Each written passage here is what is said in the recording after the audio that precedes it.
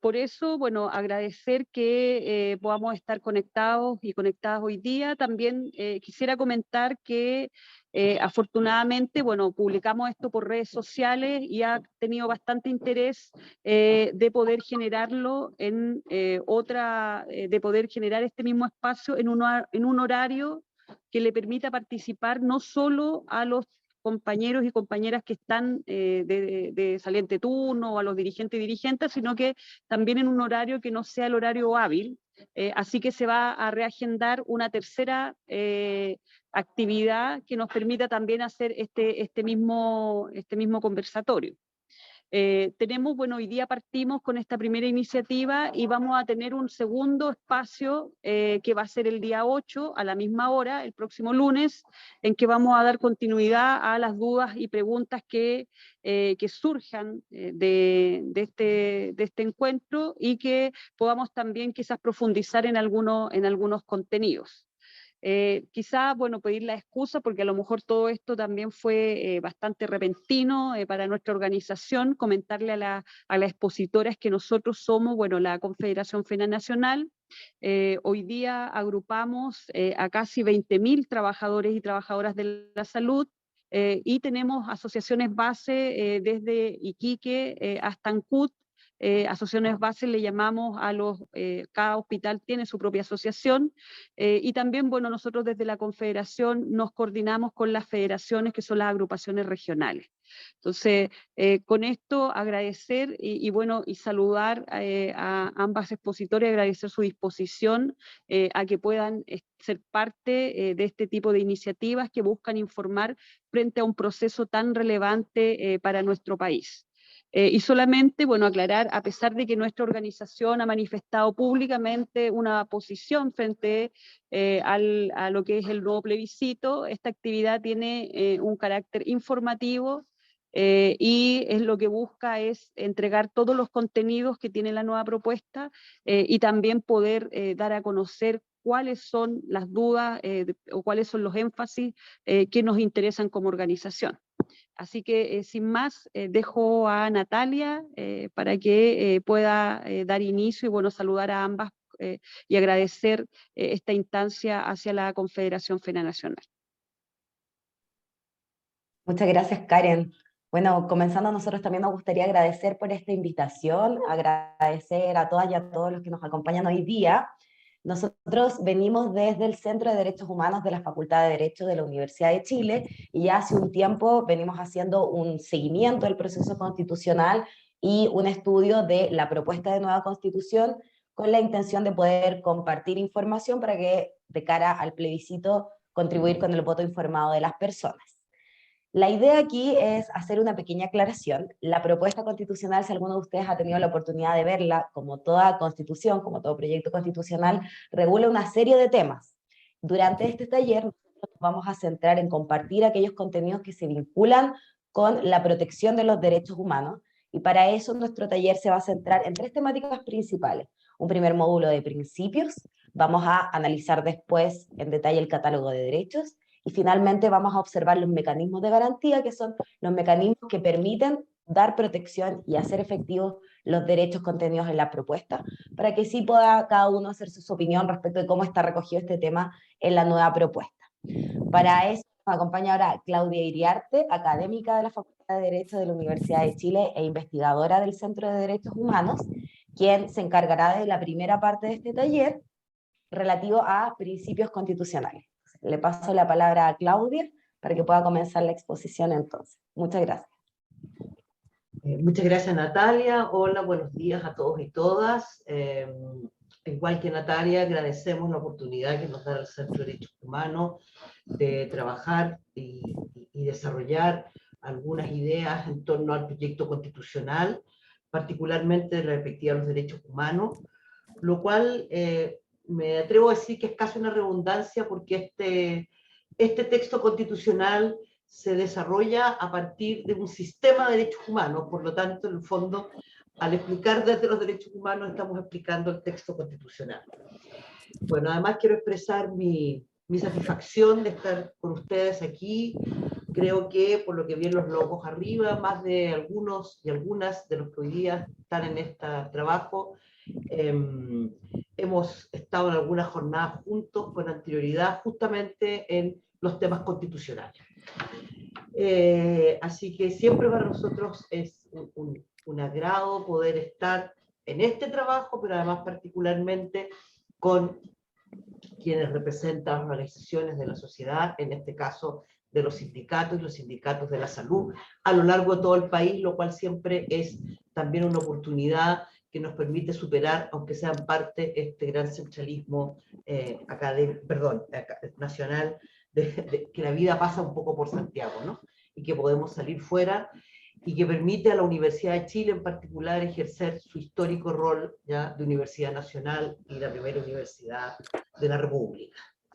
Bueno, sin más, vamos a entrar en el tema. Tal como dijo Natalia, yo voy a trabajar durante 1 hora, más o menos, sobre los principios constitucionales, y después entra ella a hablar sobre derechos, en una mirada general, para continuar en la clase del lunes algunos temas específicos sobre derechos y género, en particular, que es uno de los elementos que destaca en esta Constitución, y ver los sistemas de garantía finalmente también, que es un tema bien central desde los derechos.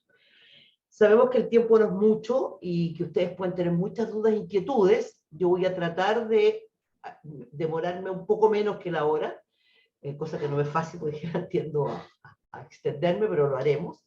Pero sobre eso quería plantearles que si tienen cualquier duda, algo que no se entienda, o que quieran preguntar, o que quieran compartir, o una discrepancia, o alguna opinión, pueden levantar la mano, el sistema en general me lo va a indicar, y vamos haciendo un diálogo dentro de lo que se pueda, ¿ya? En aras del tiempo. Entonces, vamos a empezar, sigamos con las láminas, Natalia. Bueno, principios constitucionales y nuevo modelo de Estado. Sigamos. Entonces, lo primero, concepto de los principios constitucionales. Los principios constitucionales, tal cual dice allí, son normas que cristalizan los valores considerados de la mayor relevancia por una determinada sociedad, ¿ya? Es la sociedad en su conjunto, no es un sector de la sociedad, no son los grupos de poder de la sociedad, y por eso es que es tan importante la posibilidad que estos textos constitucionales se elaboren sobre la base de la representación de la soberanía, porque es solo en la representación de la soberanía como la sociedad, la ciudadanía, el pueblo, ¿ya? Puede expresar, ¿ya?, estas ideas a través de sus representantes elegidos, que son representantes que expresan la soberanía del pueblo, tal cual se configuró en los modelos constitucionales a fines del siglo XVIII, o sea, ya con la Revolución Francesa y las independencias americanas. Entonces, como digo, son valores que son considerados de la mayor relevancia, como la igualdad, la libertad, el derecho al trabajo, la sindicalización, etc. Esos son derechos, pero también están basados sobre principios.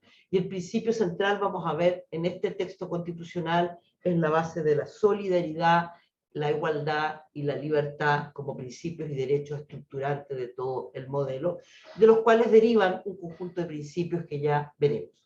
Ahora, estos valores que se expresan en estos principios tienen un carácter estructurante, transversal y vertebral de los sistemas jurídicos, en este caso el sistema jurídico chileno. Sigamos. Ahora bien, tienen 3 funciones que están allí claramente establecidas. Aquí quiero destacar un elemento que es central en virtud de la definición y de las 3 funciones que estamos viendo.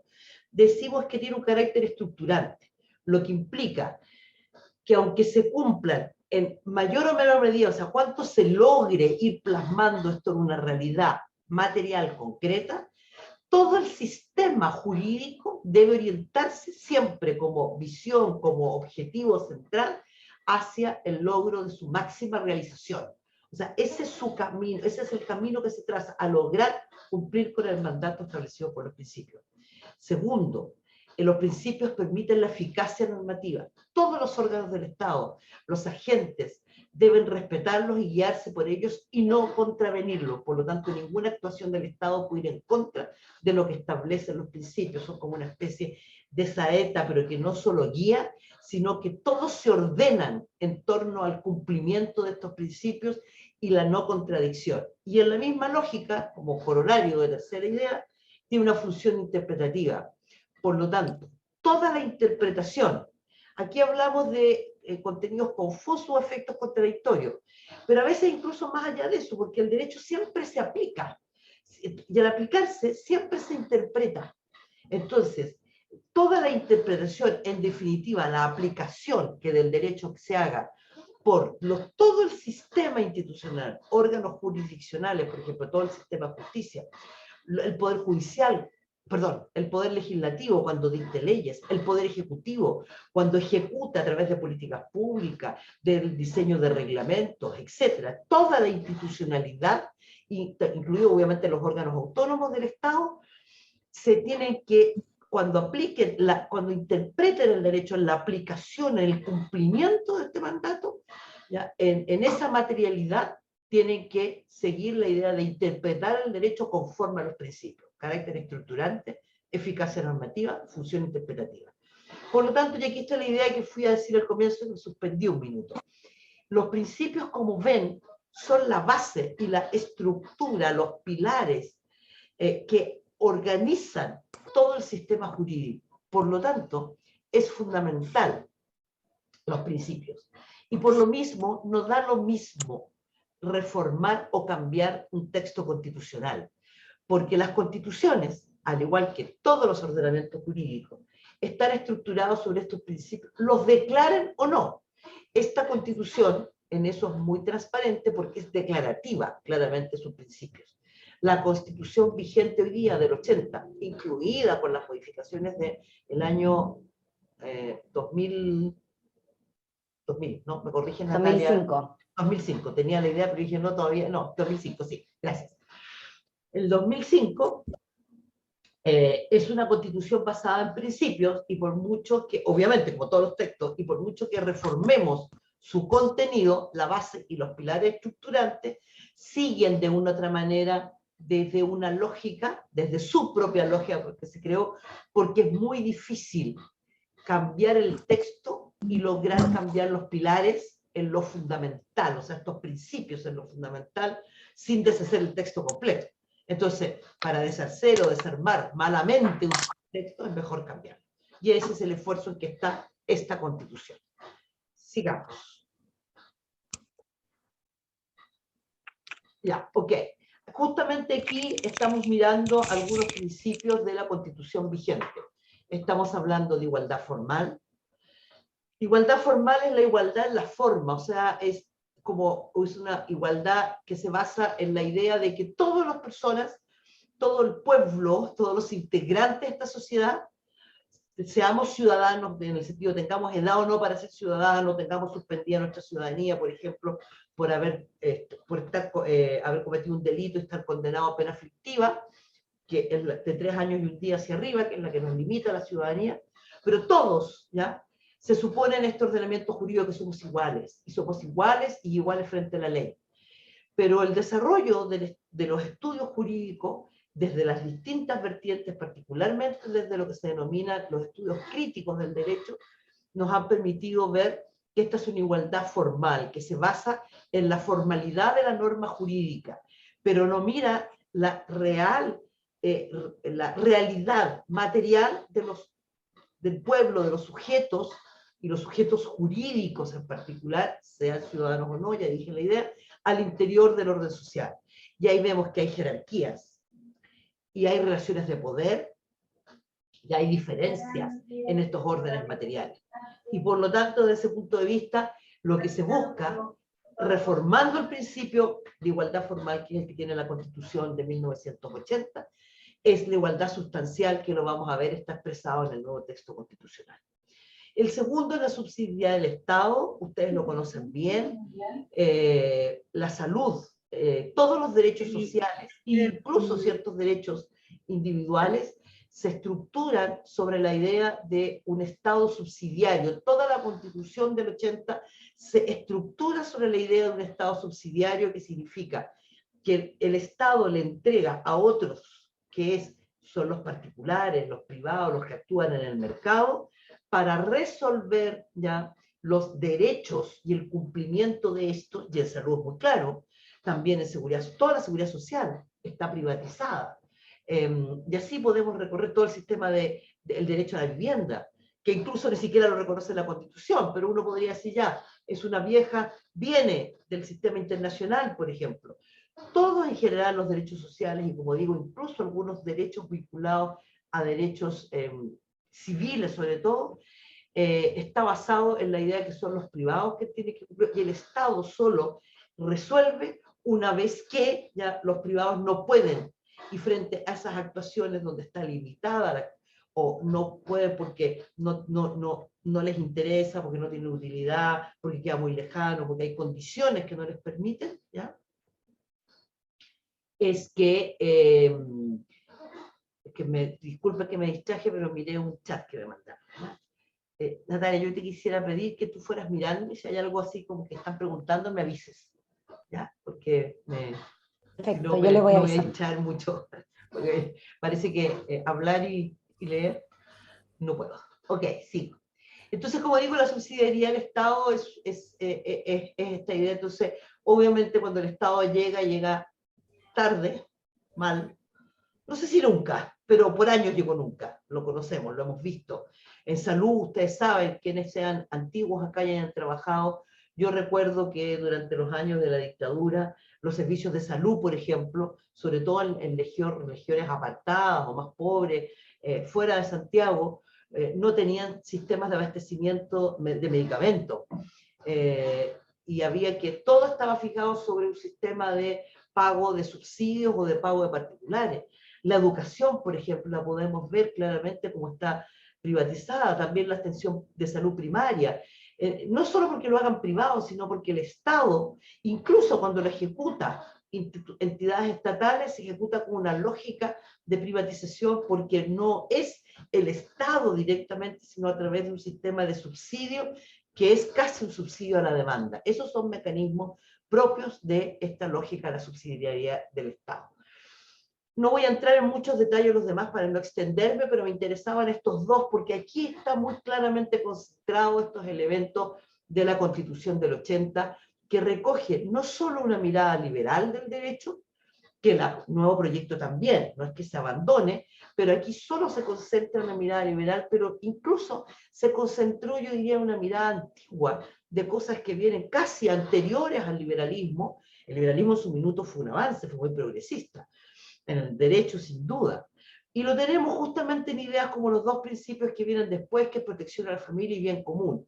Esto viene casi, o sea, no viene casi, viene de allí, de una mirada muy importante de lo que es el pensamiento jurídico de la doctrina de la religión católica. Y la idea del bien común viene del bien de la comunidad.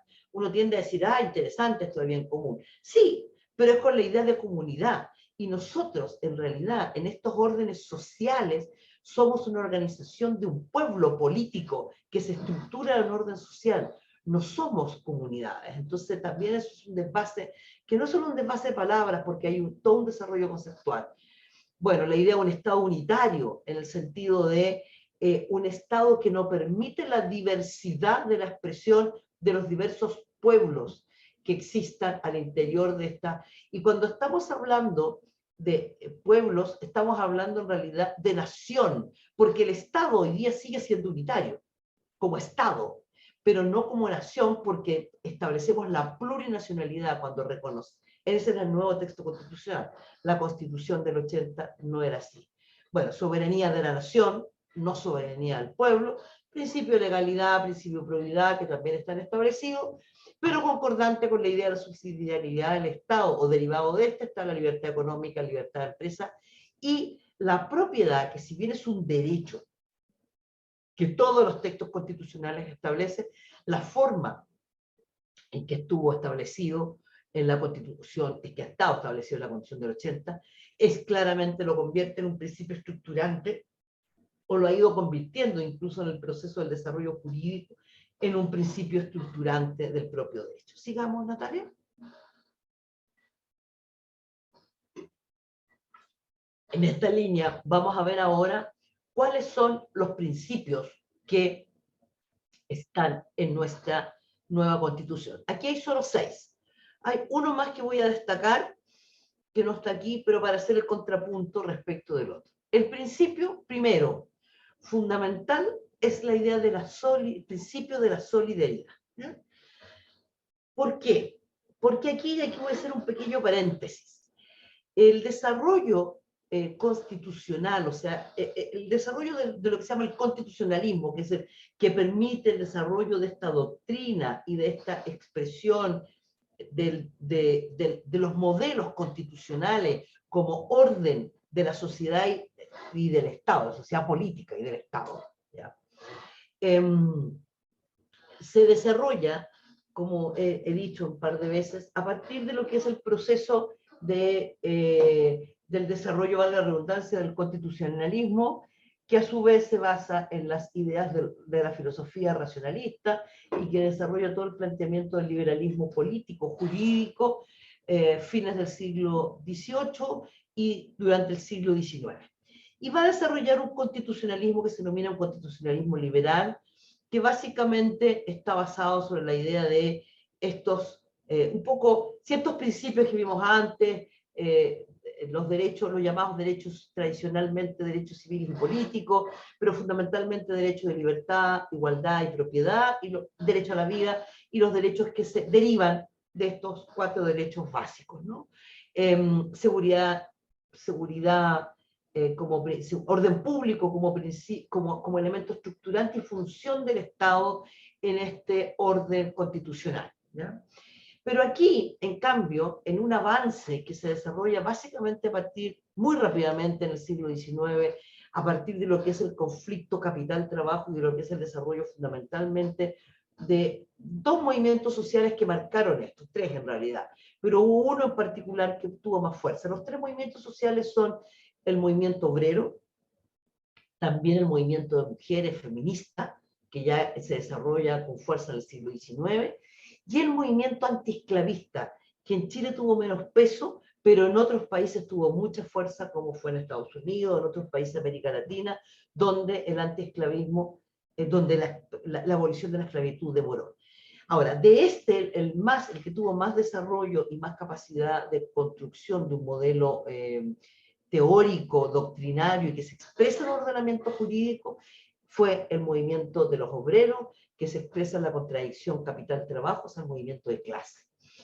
Y ellos rápidamente van a empezar a plantear una crítica al modelo del constitucionalismo liberal, o sea, lo que se ha planteado en Europa, en Francia, fundamentalmente en Inglaterra, y que se comienza a desarrollar con mucha dificultad en el resto de Europa, y que en América, y cuando digo América digo toda América, incluido Estados Unidos, se va desarrollando a partir de Estados Unidos sobre la independencia y las independencias posteriores de nuestros países, a veces con algunas ojeras, pero en general, formalmente al menos, hubo este modelo.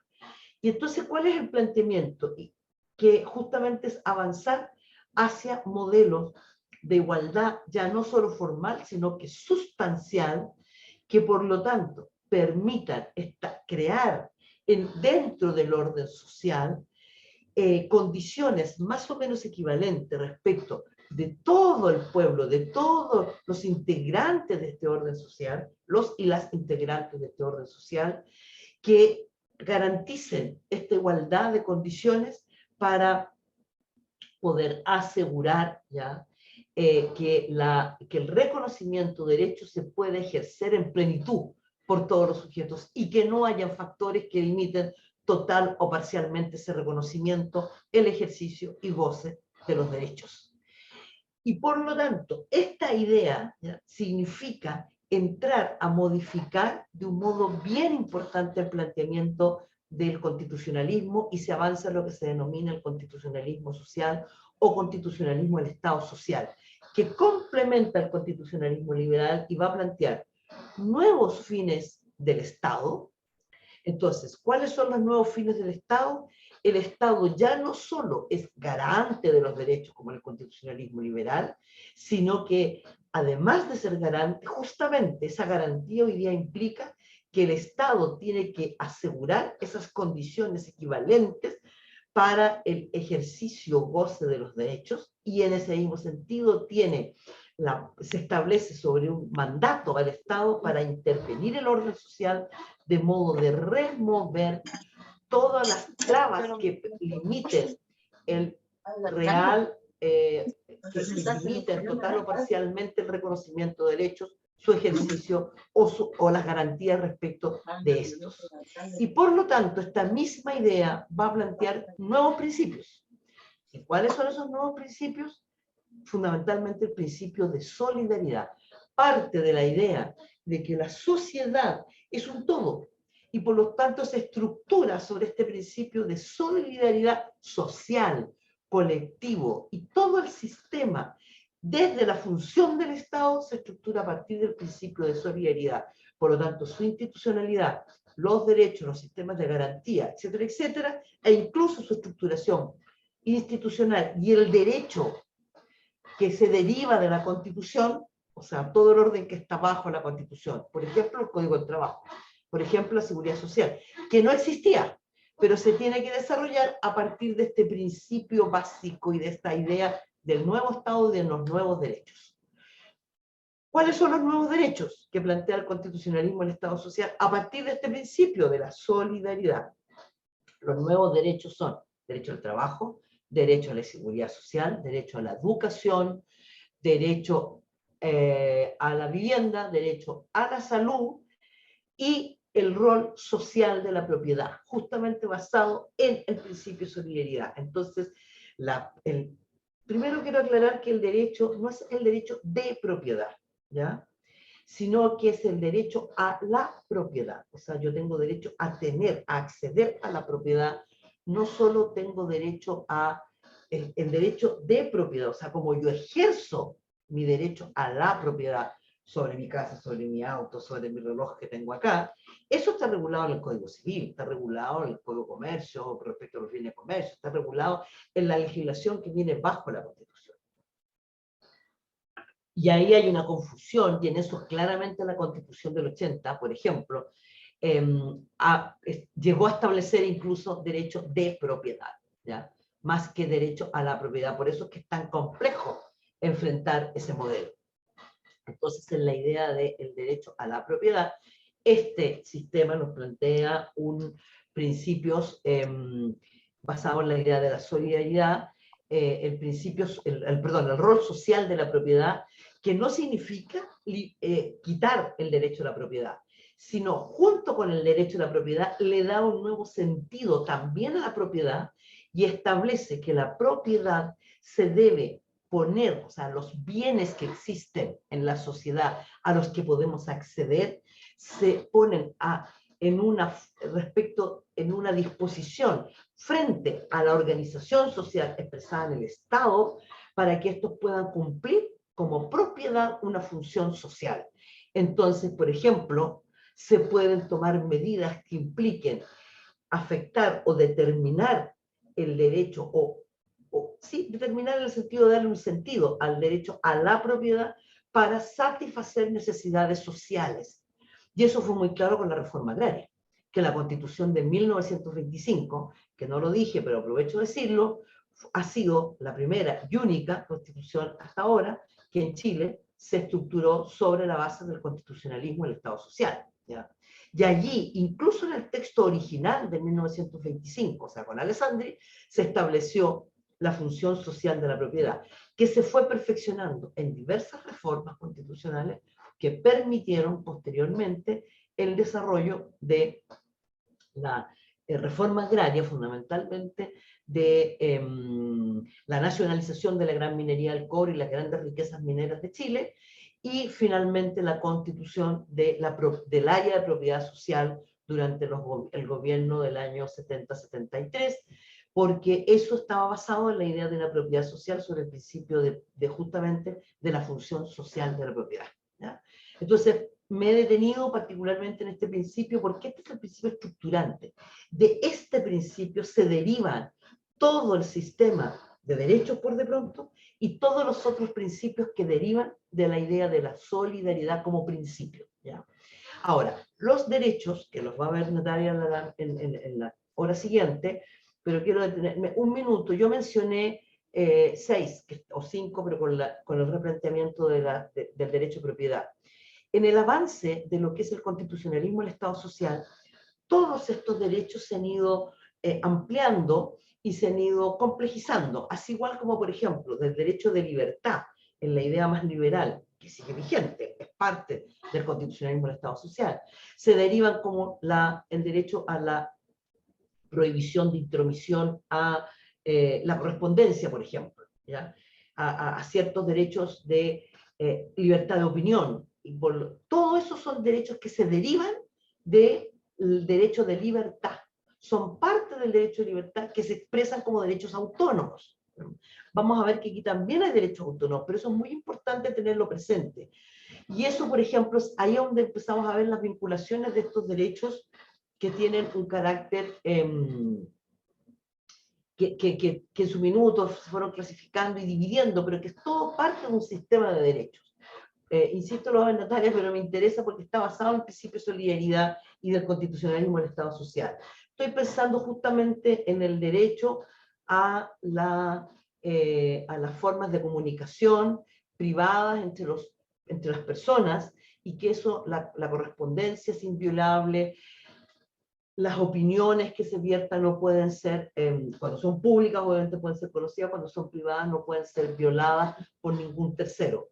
Si eso lo llevamos a la idea del derecho al trabajo y el derecho al trabajo en relación con los derechos fundamentales, se aplica el desarrollo de lo que es la protección de las garantías fundamentales en todo el sistema del trabajo, que ustedes saben. Estoy pensando en la primera sentencia que se dictó en Chile, en este caso fue justamente por un empleador que violó el derecho a la privacidad de la correspondencia a través de la revisión de la copia de una comunicación vía correo electrónico que quedó en un computador de la empresa donde esta trabajadora realizaba su labor de trabajo remunerado, ¿ya? Entonces, bueno, es un pequeño paréntesis, espero haber clarificado en vez de haber enredado, pero me parece importante. Bueno, y siguiendo el otro principio, que aquí son tantos que no los ponemos siempre todos, pero que quiero destacarlo, que deriva de la idea de solidaridad y que es un principio y un derecho propio del constitucionalismo del Estado social, que es muy característico en el proyecto de constitución que vamos a votar el 4 de septiembre, es el principio de la igualdad sustancial, ¿ya? Ahora, más que principio, deriva de la idea de la solidaridad en el sentido de un orden social establecido y de los nuevos fines del Estado. Entonces, en la idea de el fin es lograr la materialidad y el ejercicio o sea, cumplimiento sustancial de los derechos que se expresa a través de estos principios y por lo tanto se configura también en un principio, y con eso superamos la idea de el principio de igualdad formal que veíamos en el texto de la Constitución del 80, que estuvo también en las constituciones de 1833 y de 1825, perdón, de 1828. Pero ya la Constitución de 1925 avanza sustancialmente hacia la idea de igualdad, valga la redundancia, sustancial o material. Y este proyecto constitucional también. Lo van a ver con Natalia, se expresa una serie de derechos y, por ejemplo, en materia de género, es muy importante ese avance. Bueno, la democracia paritaria, que es uno de los principios que recoge, es la idea de la solidaridad, es fundamental. Cuando hablamos de solidaridad son estos equilibrios y esta igualdad sustancial al interior del orden social, y aquí vemos un principio que deriva de estos principios. Primacía de los derechos fundamentales. Este texto constitucional está enteramente estructurado tiene un enfoque de derechos humanos. Ahora, aquí solo quiero hacer un comentario que es un poco desde una mirada jurídica, obviamente, pero es una mirada jurídica que sigue una línea que yo comparto teóricamente, técnicamente y doctrinariamente, que tiene que ver con que esta idea de la primacía de los derechos humanos es absolutamente cierta, pero si hacemos una mirada histórica, tenemos que ver que desde que justamente se desarrolla el constitucionalismo social, o sea, desde ya el liberalismo con la Revolución Francesa, las independencias en América en general, los sistemas, todos los sistemas jurídicos se construyen, todo lo que se llama la modernidad, o sea, lo que se instala y supera y deja atrás el feudalismo y las relaciones de las monarquías del antiguo régimen, y la estructuración del Estado moderno a partir de fines del siglo XVIII. Todo eso se estructura sobre la base de un sistema jurídico que se ha desarrollado, que se ha configurado en la idea de que hay derechos que son propios del ser humano, que después se desarrollan como derechos fundamentales y más tarde, ya en el siglo XX, como la idea de derechos humanos. Entonces, por lo tanto, los sistemas jurídicos en Occidente y aquellos países que somos tributarios del derecho occidental o de Occidente periférico, como somos América Latina, producto de nuestra realidad colonial castellana o española, siempre se estructura sobre la idea de derechos humanos, ¿ya? Y sobre derechos, que son derechos humanos en el desarrollo de la doctrina y del derecho. Lo que pasa es que el liberalismo y el neoliberalismo, como se denomina, pero no es más que el mismo liberalismo económico, que es la contracara en el sentido, no es que sea contrario, sino el liberalismo político tiene un desarrollo del liberalismo económico. Y digo la contracara porque puede haber liberalismo económico sin que haya liberalismo político, por supuesto. Y de hecho, muy claramente en Europa, así se desarrolla, en nuestros propios países. Incluso si miramos Chile, en 1833, la Constitución de 1833, es una Constitución, si bien formalmente tenía mucho de liberal, pero solo era formal, porque tenía un modelo bien sui generis, bien creado por chilenos, pero que era muy autoritaria. Un poco, mucho de la Constitución del 80, siendo muy distinta, recuerda mucho eso, porque formalmente hay avance, pero es formal, pero tiene elementos de mucho autoritarismo, mucho centralismo, preeminencia del Ejecutivo. Bueno, la Constitución del 33 permitía casi como dictaduras autorizadas por la propia Constitución. No eran dictaduras, estoy exagerando un poco, pero es la idea. No piensen ustedes que durante los primeros 30 años todos los gobiernos gobernaron con facultades extraordinarias y estados de sitio. Y en el estado de sitio se suspendía la Constitución, o sea, los derechos quedaban suspendidos, por de pronto. Bueno, volviendo al momento histórico de ahora, y a propósito de la primacía de los derechos humanos, lo que estoy diciendo es que y que pueda haber entonces un desarrollo del liberalismo económico o que esté suspendido o muy limitado el constitucionalismo político, sí. Y por eso digo la contracara de una y otra cosa. Pero volviendo acá, ¿ya? Por eso es que siempre nuestros sistemas están basados en derechos, y ese es un punto que nosotros, como ciudadanos, como articuladores del orden social, porque hay una cosa que no dije, las constituciones, y aquí perdónenme que vuelva, pero son ideas básicas. ¿Qué es una constitución? La constitución se basa en una idea que es muy propio del desarrollo de esta filosofía racionalista, en su aspecto político, que plantea que la sociedad política y el Estado, por lo mismo, surge a partir de un pacto que estructuran todos los ciudadanos, todas, todos, perdónenme el concepto, pero quiero ser muy integradora en la idea, todes, ¿ya? Concurren a la formación de este pacto, donde fijan las condiciones que todos concuerdan para el pacto.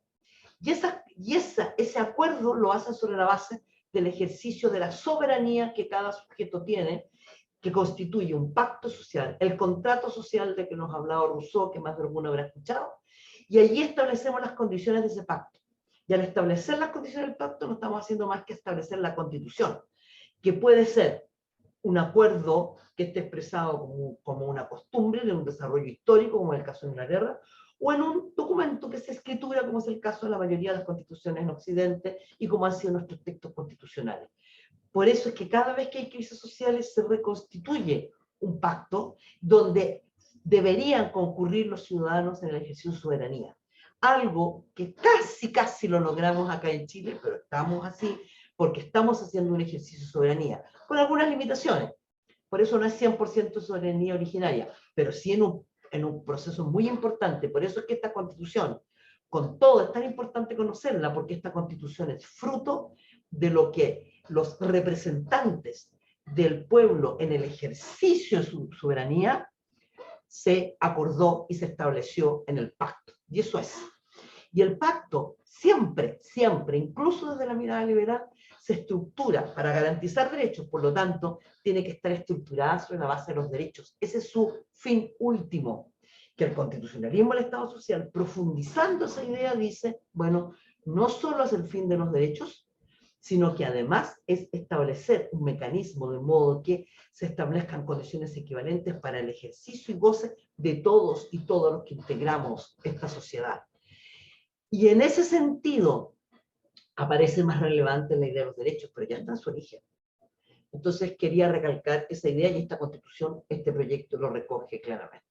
Después esta soberanía popular, también los textos tradicionales lo recogen, pero hay algunos que expresamente empezaron a desarrollar la idea de soberanía popular, que es la idea de soberanía del pueblo, para especificar que más que la nación como abstracción jurídica, ¿ya? Si no es el pueblo representado en la idea del populus, pero de un populus democrático, expresando desde la idea de la soberanía, desde el pueblo soberano, en el fondo, ¿no? Nosotros, ciudadanos como pueblo soberano. La plurinacionalidad, que es un principio que en su configuración doctrinaria y teórica es relativamente nuevo, en el sentido de permitir que las distintas naciones, ¿ya?, que existen en una sociedad, en un Estado, se puedan expresar y puedan tener ciertas expresiones y reconocimiento. Los grados o avance en el reconocimiento de estos va a ser variable, depende de cuánto o más profundo sea el principio de plurinacionalidad. Pero aquí quiero destacar algunas cosas. Primero, que la plurinacionalidad no significa división del Estado. El Estado de Chile como Estado, como estructurante del orden social estatal, es uno y sigue siendo uno. Seguimos teniendo en el sentido un Estado unitario. Dentro del Estado se reconocen, y ahí está la idea del principio de plurinacionalidad, las diversas nacionalidades que existen.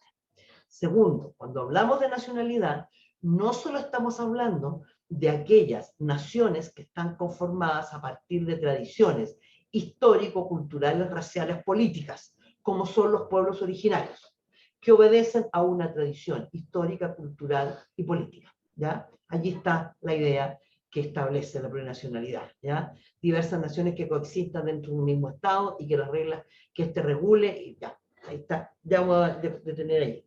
Pero además de esa idea de las diversas naciones que en un pasado común, histórico, cultural, racial, político, ¿ya? El racial medio desdibujado porque lo que pesa fundamentalmente es la idea de cultural, histórico y político. Pero también hay elementos de comunidades que tienen tradiciones culturales, sociales, históricas, que a veces tienen elementos políticos, a veces no, a veces tienen elementos raciales, a veces no, y eso también es base de nación. Y eso está reconocido, todo esto por el derecho internacional de los derechos humanos. Por ejemplo, los afrodescendientes, que no solo existen en Chile. En Chile hay afrodescendientes, más hay una ley que ya los protege como un pueblo, ¿ya?, que los reconoce, perdón, y por lo tanto les da una protección de garantía respecto a sus derechos. Todavía muy incipiente, pero ya existe. ¿Para qué decir en el resto de América Latina?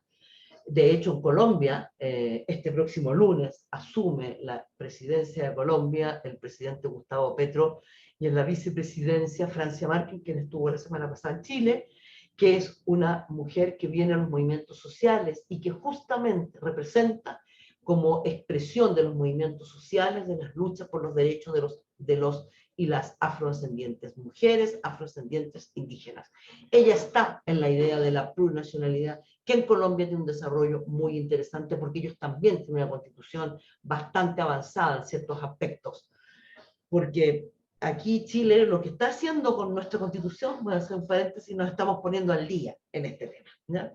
Entonces, eso también quería aclarar para que entendamos la plurinacionalidad. Y en ese sentido quería detenerme también un minutito planteando que la plurinacionalidad, si bien hoy día en América Latina, a partir del desarrollo, yo diría con el neoconstitucionalismo latinoamericano, incluso con las justicias transicionales que se inician en el 1980, fines del 1970, se desarrolla este concepto con más profundidad, porque América, y cuando digo América estoy hablando desde Alaska hasta el Cabo de Horno, es el continente que más pueblos originarios tiene, y más pueblos en su desarrollo como pueblos, más allá de su condición de pueblos originarios, también tiene, porque, por ejemplo, no solo tenemos a los afrodescendientes, también podrían ser los migrantes. La cultura chicana, por ejemplo, quien ha vivido en Estados Unidos o conoce esa realidad, podría constituirse claramente en un pueblo. La cultura chicana, migrantes, mexicanos, fundamentalmente centroamericanos, en Estados Unidos. Tiene una tradición cultural, histórica, social, que incluso tiene elementos jurídicos en su relación interna, ¿no? de organización política jurídica. Bueno, pero lo que quiero decir con esto, otra cosa es que Estados Unidos lo reconozca o no, pero lo que quiero decir con esto es que esta idea de que la realidad de la plurinacionalidad es un reconocimiento que viene de mucho antes. Y no solo en América. Los europeos tienen gran desarrollo, por ejemplo, el desarrollo de la federación en el mundo alemán, que copiaron el modelo norteamericano en la constitución de posguerra, en la década de fines del 40, 40, comienzos del 50, justamente cuando reconoce esas unidades federadas, está reconociendo justamente allí más que pueblos probablemente tal, pero sí tradiciones de realidades incluso estatales, ¿ya? Porque ahí vemos claramente, hay unidad, pero hay una diversidad que se expresa. España, cuando reconoce las autonomías y reconoce a los vascos, a los catalanes, a los gallegos y así sucesivamente, está hablando de plurinacionalidad. Eso es la idea que hay detrás del federalismo, es la idea que hay detrás del sistema de las autonomías que crean los españoles. Y así podemos recorrer otros países en nombre de esto porque son más conocidos. Ahora, hay quienes quieren profundizar aún más, y por lo tanto, y dependiendo de esa mayor profundidad o no, va a ser los reconocimientos y la autonomía hacia la cual se avance, pero sin romper la unidad del Estado. Eso es parte. Lo que pasa es que, claro, hay sí expresiones de diversidad en el interior, que hay estados que quieren hacer lo menos posible esa diversidad o avanzar más en esa diversidad. Natalia, volvamos, demoren hacia lo que estamos. Perdonen que me haya demorado, pero me parece fundamental porque yo sé que aquí ha habido mucho debate y muchos temas que no están suficientemente informados.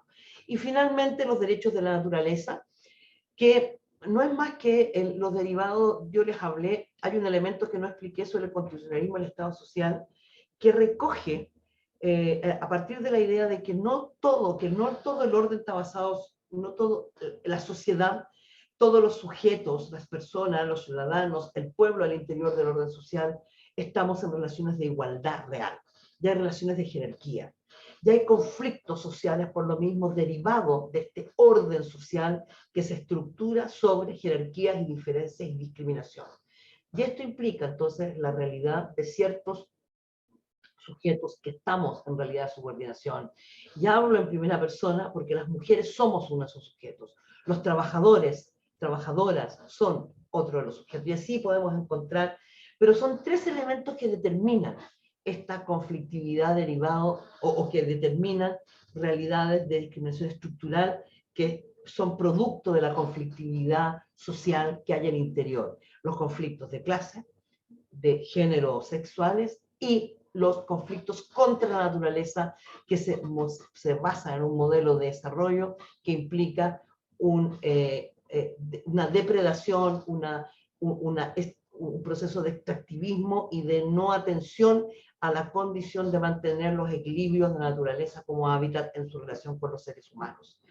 Y entonces, a partir de estos tres elementos se desarrolla todo el sistema hoy día del derecho del Estado social y va configurando todo el desarrollo de principios, derechos y de rol interventor del Estado.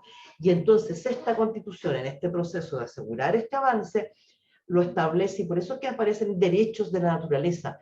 Pero no es que la naturaleza esté como un sujeto, como si fuera una persona, es parte del entorno, del hábitat y del cuidado que las personas, los sujetos, la ciudadanía, el pueblo, requerimos para asegurar nuestra sobrevivencia, nuestra sostenibilidad, y por lo tanto, entonces, desde ese punto de vista se establece todo el sistema. avancemos, que quedan pocos minutos, y aquí me he detenido, pero he ido avanzando mucho más allá de eso. Bueno, aquí justamente está la idea, yo siempre avanzo sobre el Estado social antes, porque es importante explicarlo cuando vemos los principios, pero aquí están las ideas, estas láminas le van a quedar a ustedes. Allí está la organización política y jurídica que reconoce la estructura colectiva en el sentido de un todos, todas de la sociedad y la necesidad de armonizar las realidades y diferencias de los diversos grupos sociales. Porque lo que no dije cuando expliqué delante es que el Estado liberal, el constitucionalismo liberal, se construye de espaldas al conflicto social.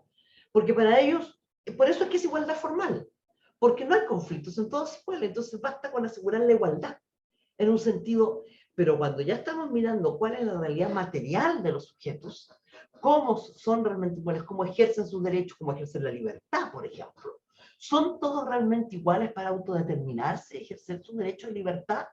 ¿O algunos se autodeterminan más libremente que otros? Entonces, allí el Estado, ¿ya?, en ese sentido, no puede construirse de espaldas, y el constitucionalismo del Estado social entonces hace un cambio de giro sustancial y pone a la idea de el orden constitucional como orden político estatal, mirando a la sociedad, mirando los conflictos y constituyéndose en una especie de árbitro, en el sentido de árbitro del conflicto. Por ejemplo, todo el desarrollo de la seguridad social y del derecho al trabajo se configura también en esa mirada y desarrolla todo un sistema que signifique garantizar estos derechos. Y se desarrolla la idea frente al derecho del trabajo, por ejemplo, de la desigualdad de las partes. Trabajador y empleador, ya sea el Estado, ya sean los empresarios, los tentadores, los medios de producción, no son equivalentes. No están en una posición igual, hay una jerarquía. Entonces el Estado crea una institucional en un mandato de derecho objetivo de que le mandata al Estado a asegurar condiciones de equivalencia, entonces desarrolla todo el derecho al trabajo, que es absolutamente nuevo, para armonizar estas realidades y diferencias de jerarquía y establecer mecanismos que igualan. Y por eso es que el derecho del trabajo, por ejemplo, que si bien se deriva de una relación privada en materia jurídica, pero homologa, equivale y se establece como un derecho que es de orden público, es decir, los particulares no pueden llegar y cambiarlo en ciertos aspectos, ¿ya? No todo el derecho del trabajo es de orden público, pero allí está la idea. Entonces, el Estado ahora mira el conflicto social, arbitra, interviene para modificar, y modifica los elementos estructurales.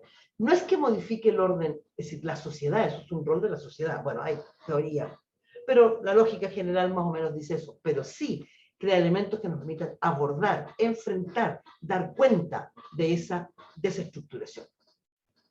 Se añade a los principios clásicos de libertad e igualdad, los principios de solidaridad, justicia social, igualdad material o sustantivo o sustancial, como prefieren llamarlo. Incorpora mecanismos redistributivos de riqueza y de garantía de derechos. Ahora, cuando es de riqueza, no solo es riqueza económica, sino también es poder. No solo es poder económico como riqueza. Claro, el Estado social clásico, por así decirlo, el que surge vinculado básicamente al movimiento obrero, y también a las mujeres y a los esclavos, está muy vinculado a la idea de poder económico, ¿ya? Y por eso la esclavitud vinculada al poder económico, las mujeres también vinculadas al poder económico, pero en un proceso más amplio es poder económico primero que nada, es poder social, poder político y es poder jurídico, en tanto el derecho cierra todo este proceso. Y tal cual dice allí, no solo a nivel de los individual, de los sujetos, sino una perspectiva económica, social y cultural que significa un todos. Entonces, mirar al individuo, derechos subjetivos, pero en un todo, entonces son derechos objetivos, sociales, etcétera, etcétera, ¿ya? Entonces es el modelo que impera en el mundo. Inicialmente lo abre México en el año 1917, que es quien inaugura el constitucionalismo latinoamericano con este texto. Recoge después a Alemania con la moción de Weismar, pero que después sigue avanzando con la actual constitución posguerra. Italia, que es muy interesante, si tienen tiempo, mírense el artículo 3º de la Constitución italiana. Bueno, España, Brasil, Colombia, Ecuador, Turquía, entre otros países. Sigamos, aquí a los últimos 5 minutos, ¿ya? Ahora, la Constitución, el texto constitucional que se someterá a nuestra aprobación el 4 de septiembre, en un mes más, Chile dice así tal cual, Chile es un Estado social y democrático de derecho. Pero no basta con eso, y sigue, es plurinacional, intercultural, regional y ecológico. Entonces vemos cómo va complementando la idea le va dando contenido, porque puede ser meramente declarativo. No, la idea es avanzar. Y aquí hay un elemento que tampoco he dicho sobre el constitucionalismo del Estado social. Desde el desarrollo del constitucionalismo social o del Estado social, en esta idea de esta nueva función, de estos nuevos principios, nuevos derechos, y por lo tanto este mandato y la construcción del desarrollo del derecho como derecho objetivo de un mandato al Estado para cumplir con ese mandato y de hacer, es un objetivo, es un mandato, derecho objetivo de hacer del Estado para enfrentar esta conflictividad social y abordarla, ¿ya? En ese sentido, las constituciones se configuran en esta concepción como un programa, es igual que un programa político, solo que aquí es estatal, societal.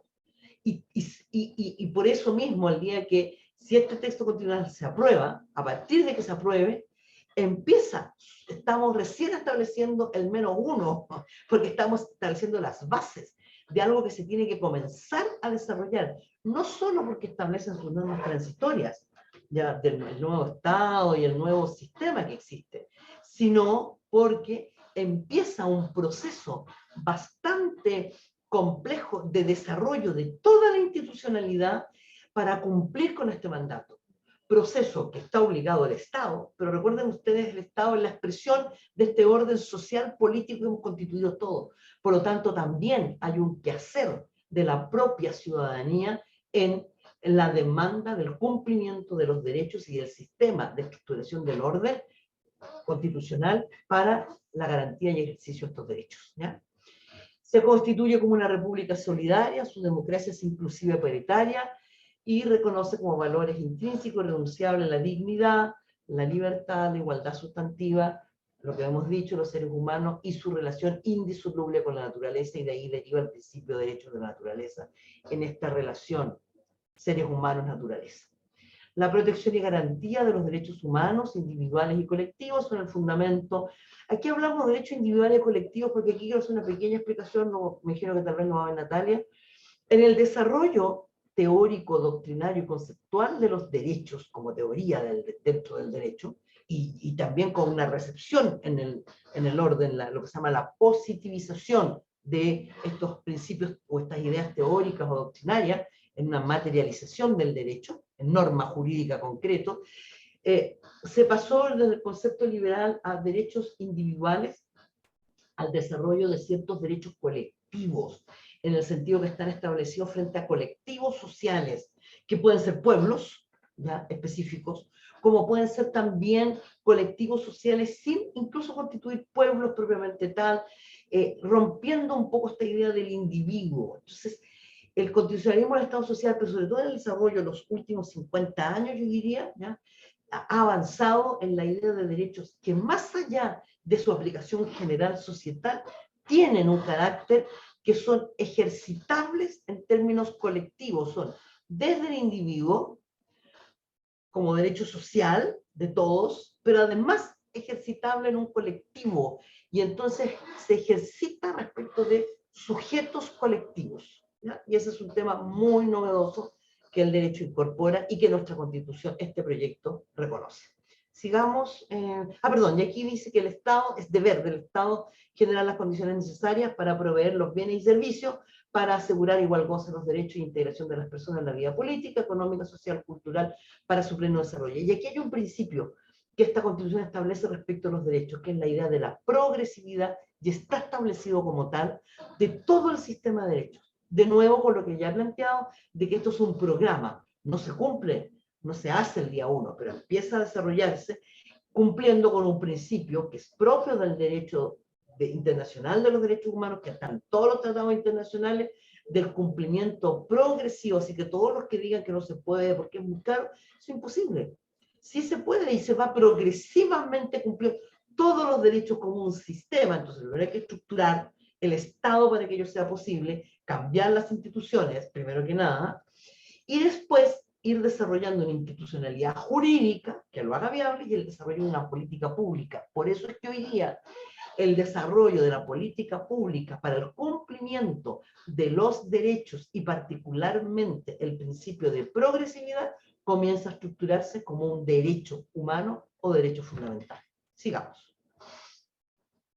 Bueno, la democracia paritaria, voy a dejar la lámina allí, después lo vamos a ver cuando veamos derechos mañana, pero básicamente está planteada la idea de la distribución equitativa del poder para reflejar la composición sexual de la sociedad integrada por hombres y mujeres. Sí, ya veo que debemos ir cerrando. Y por lo tanto, aquí lo único que quiero expresar es un concepto que el movimiento feminista plantea de todo el mundo, de Occidente, básicamente, la idea de la humanidad sexual, ¿ya? Y eso es lo importante. Sigamos, la siguiente. Bueno, democracia paritaria, se los voy a dejar allí, ustedes lo pueden mirar, lo vamos a ver mañana, así que lo más importante era lo primero. No sé, quiero que vayamos pasando rápidamente, Natalia, para ver si hay algo fundamental de principio que se nos queda. Nacionalidad ya lo vimos, los elementos fundamentales, derecho de naturaleza también. Sigamos. Ya, ahí está la idea, vuelve un minuto.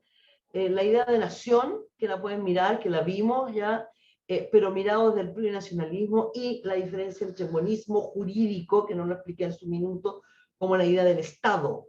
Porque la diferencia más que entre Estado unitario y Estado no unitario, lo que se opone a plurinacionalidad es el monismo jurídico, ¿ya? Como la negación de la existencia de naciones. Pero es un solo Estado con diversidad de naciones en el sentido amplio que ya expliqué de naciones. Vamos a lo siguiente. No sé qué más nos queda. Nacionalidad, naturaleza, que ya lo hemos dicho. ¿Algo más? Aquí hemos terminado. Bueno, les agradezco infinitamente. Veo que no salieron preguntas, sino solo comentarios. No sé si alguien tiene una pregunta más por hacer. Les pido disculpas, siempre me extendí en 5 minutos según yo. Tal vez fue un poco más. Pero bueno, es inevitable. Son muchos los contenidos de este texto y sobre todo las cosas que innova y que recepciona de lo que está en boga en el derecho. Aquí no hay, salvo algunas cosas que son, que nuestra Constitución es primera en colocarlo, van a ver con Natalia, especialmente en materia de derecho, pero no es que sean absolutamente inventos, es todo ponerse al día en lo que hemos estado, en lo que está este país, en lo que está el derecho internacional. No es más que eso en lo que estamos haciendo con este texto constitucional. Bueno, aquí los dejo, las dejo. No sé si hay alguna pregunta final, algún comentario, alguna... No, no hay. Sin más, entonces, aquí quedamos. Les agradezco. Y dejo entonces a Natalia para que sigamos avanzando. ¿Quiere que se le pase yo las láminas o va usted? No se preocupe, Claudia, yo las paso. Va usted. Quería proponerles a todos en atención de que la sesión se inició a las 11, partimos con un poco de retraso, si nos pudiéramos tomar un receso de 5 minutos para empezar con el segundo bloque relativo a derechos. ¿Les parece? ¿O quieren seguir de inmediato? Me parece a mí. Ya, perfecto. Entonces, a las 12:28 retomamos acá, no cierren la sesión Zoom, sino que simplemente apaguen la cámara y comenzamos con el siguiente bloque.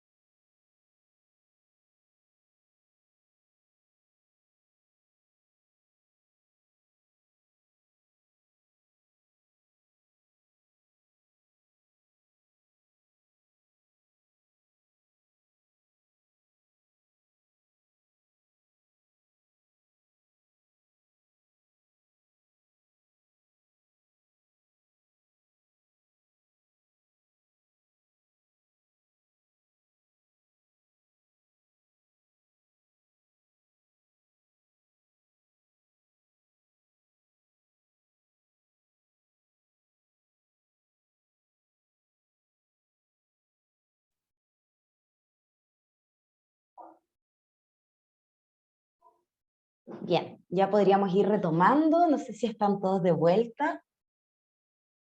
Voy a esperar el último minutito para que estemos todos y todas. Por mientras les voy a ir compartiendo pantalla, entonces, para que podamos contar con el material de apoyo. Natalia, también aclarar que esta es la parte 1 del taller y la parte 2 sería el lunes 8, ¿cierto? Mm. El lunes 8 de agosto a las 11 horas. Exacto, muchas gracias. Sí, efectivamente, vamos a poder seguir explorando estos temas, así que si alguna duda queda en el tintero el día de hoy o le dan vuelta durante el fin de semana, también lo podemos abordar en esa sesión del lunes 8 a las 11 de la mañana. Bueno, dicho eso, para que aprovechemos el tiempo que tenemos, voy a ir comenzando. Me gustaría reiterar una idea que les comentaba así un poquito por encima al principio. Nosotros estructuramos este taller basándonos principalmente en el enfoque de derechos humanos, no solamente porque es nuestra área de trabajo, ¿no es cierto?, aquí en el Centro de Derechos Humanos de la Facultad de Derecho de la Universidad de Chile, sino también porque nos parece que esta es la parte más sustantiva o a la que deberíamos poner más atención para poder evaluar la propuesta constitucional. Como sabemos, las constituciones regulan múltiples materias y distintos estados alrededor del mundo establecen distintos sistemas, organismos, ¿no es cierto?, orgánicas, instituciones, para gobernarse, ¿ya? Sin embargo, lo más importante desde el punto de vista de las personas es que sin importar si el sistema es parlamentario, presidencialista, si hay órganos de más o órganos de menos, que el sistema en su completud logre garantizar los derechos fundamentales de las personas. ¿Bien? Yo me imagino que ustedes tienen una noción compartida de lo que significan los derechos, como sindicato cumplen un rol en la defensa de los derechos laborales de su gremio, pero simplemente para hacer un pequeño repaso, vamos a consensuar entonces que los derechos fundamentales son aquellos derechos que dan contenido a este concepto más grande de dignidad, ¿no es cierto? Son los derechos que todas las sociedades transversalmente hemos considerado en base a un acuerdo social que conforman el piso mínimo de convivencia democrática, y por lo tanto son necesarios para que todos podamos vivir y todas en un marco de convivencia respetuosa, ¿no es cierto?, y democrática. Por lo tanto, para poder evaluar una constitución o un proyecto constitucional desde la perspectiva de los derechos humanos, es importante fijarnos en tres aspectos. El primero de ellos ya revisado, ¿no es cierto?, los principios constitucionales, es decir, la orientación que tiene el Estado y el lugar que ocupan los derechos fundamentales en esa orientación, ¿ya? Por otro lado, el catálogo de derechos fundamentales, es decir, los derechos que se escriben explícitamente en la Constitución. Y por último, los mecanismos de garantía, es decir, los órganos, los procedimientos, las acciones y otro tipo de mecanismos que hacen que los derechos no sean, ¿no es cierto?, simplemente una declaración de principios, sino que sean efectivos en la práctica. ¿Bien? Entonces, en esta sesión, ahora que empezamos de derechos fundamentales, nos vamos a centrar en este elemento número 2, que es el catálogo de derechos fundamentales, para irlo estudiando, analizando y planteando ciertas reflexiones. ¿Bien? Me gustaría partir desde un análisis un poco comparativo entre la Constitución actual y la nueva Constitución. Bien, si bien hay distintas visiones, hay distintas perspectivas, podemos evaluar el catálogo de la Constitución actual y de la nueva Constitución de acuerdo a parámetros objetivos. Por ejemplo, cuáles son los estándares internacionales que existen en relación con la protección de estos derechos, qué es el avance como generalizado que ha habido en otros estados respecto de su protección. Y de acuerdo a esos criterios, podríamos decir que en la Constitución actual, el catálogo de derechos fundamentales presenta algunos problemas. Primero, es un catálogo insuficiente, consagra pocos derechos en relación con las obligaciones que el mismo Estado chileno ha adquirido internacionalmente, consagra menos derechos de los reconocidos a nivel internacional con el Acuerdo de Chile. ¿Bien? Principalmente en el campo de los derechos sociales, existe una protección débil de esta categoría de derechos, conforme a la lógica del Estado subsidiario, ¿bien? Porque conforme a esta lógica, como bien veíamos en el primer módulo de principios constitucionales, el Estado tiene un rol secundario en la provisión de servicios, y por lo tanto solo va a operar cuando los privados hayan fallado, y por lo tanto no se establecen obligaciones fuertes en esta materia para que el Estado vaya desarrollando estos derechos. ¿Trae carné o no? Me parece que a alguien se le dio el micrófono. pido por favor ahí apagarlo. Hoy sí, por favor, los micrófonos Julio. con respeto. Y si no, gracias Humberto, si no se superpone la voz, entonces es difícil, yo no sé realmente si me estarán escuchando. Bien, súper. Entonces, retomando un poco, les decía que un aspecto crítico del catálogo de la Constitución actual son los derechos sociales, porque no hay obligaciones claras y robustas para el Estado respecto de la forma en que los derechos se van desarrollando. Por favor, los micrófonos, compañeros, respeto. Y una lanchita a sacar a la boca. Tampoco los puedo silenciar, así que... Compañeros, por favor, los Los micrófonos. Silenciamos a ti, entonces... Oh, qué falta de respeto. Una pequeña pausa entonces. Bueno, les reitero, por favor, atención al tema de los micrófonos porque nos superponemos. Entonces, las demás personas asistentes no pueden escuchar. Bueno, retomando, les decía que está, ¿no es cierto?, este problema en los derechos sociales, lo vamos a ir viendo más en concreto cuando analicemos las normas. Otro problema es que no se contemplan derechos para grupos específicos, es decir, que el catálogo de derechos fundamentales de la Constitución actual está formulado en términos generales, lo que no es malo, por supuesto que los derechos estén formulados en términos generales, sino que además que hay que considerar que la tendencia a nivel internacional, en los tratados internacionales y también en constituciones de otros estados, ha sido considerar la especial situación en la que se encuentran algunos colectivos y personas que ven sus derechos fundamentales de forma vulneradas de formas específicas. Por lo tanto, atendiendo a esas particularidades, también es importante consagrar derechos específicos para esas situaciones. ¿Bien? También lo vamos a ir viendo más en detalle cuando veamos las normas. No hay ningún tipo de derecho específico en el catálogo actual, entonces, por ejemplo, hay grupos que no son mencionados. No se mencionan los niños, niñas y adolescentes, no hay derechos para las mujeres, no hay derechos para los pueblos originarios, no hay derechos para las personas con discapacidad, para las personas mayores, ¿ya? Entre otros grupos. Y por último, también, de acuerdo al momento en que se emitió esta Constitución, ¿ya?, y al ideario también del Estado subsidiario, no poseemos una protección robusta de derechos ambientales, que también es una problemática que en la actualidad es muy relevante. Bien. Frente a estos problemas, la nueva Constitución establece un contrapunto.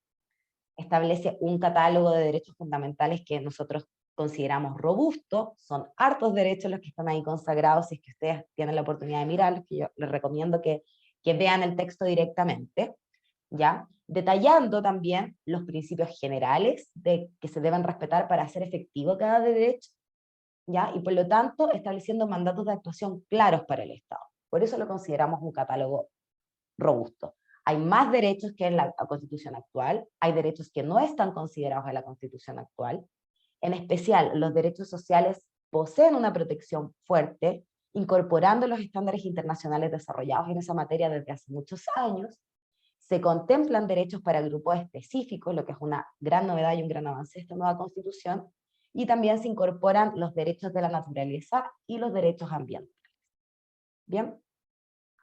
Por lo tanto, un primer asunto que me gustaría aclarar es que no existe ningún retroceso en el proyecto de nueva Constitución respecto de los derechos que se consagran en la actual Constitución, ¿ya?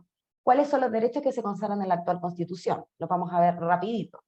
Ya está, por ejemplo, el derecho a la vida, a la integridad personal, a la libertad de conciencia, a la asociación, ya a la libertad de culto, el derecho a vivir en un medio ambiente libre de contaminación, la libertad de trabajo, el derecho a la protección de salud, que está regulado de una forma bastante limitada, ya lo vamos a ver, pero está ahí consagrado, el derecho a la educación, la libertad de enseñanza, el derecho a la vida y otros más, la igualdad ante la ley también.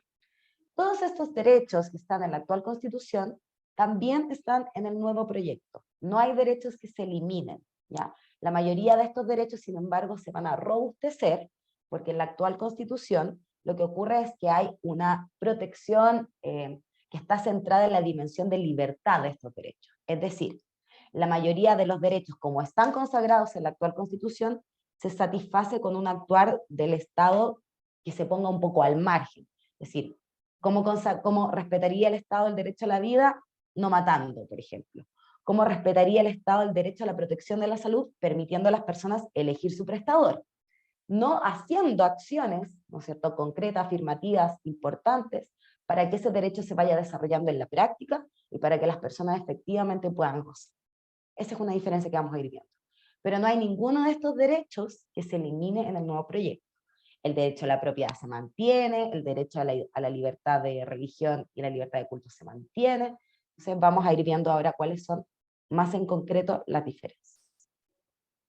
Como yo les decía, la nueva Constitución establece un catálogo más amplio, ¿bien? Por lo tanto, están estos clásicos derechos: el derecho a la vida, la integridad personal, la libertad de conciencia, el derecho de propiedad, pero también se agregan derechos nuevos, por ejemplo, el derecho al emprendimiento, el derecho a vivir en entornos libres de violencia, el derecho a la alimentación, el derecho a la vivienda, que no está en la actual Constitución, el derecho al agua, que tampoco está en la actual Constitución, y otros derechos más modernos, por ejemplo, el derecho al cuidado, ¿ya?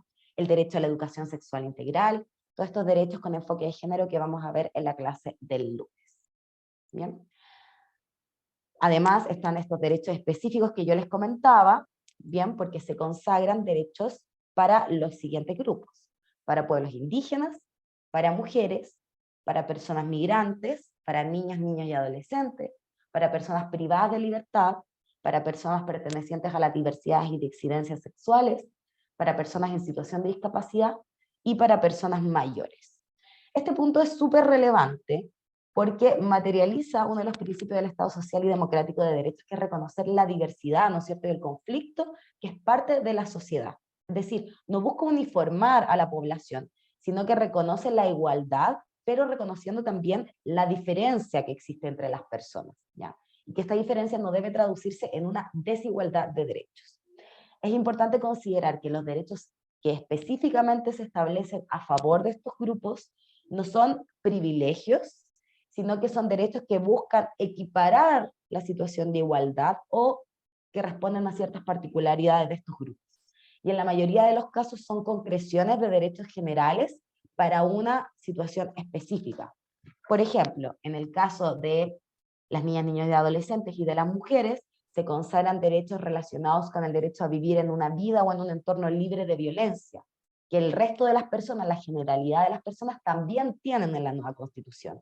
Pero como estos grupos sufren situaciones de violencia específicas y más frecuentes, también se hace necesario reiterar ese derecho, concretizándolo para una situación específica y establecerlo como un derecho autónomo.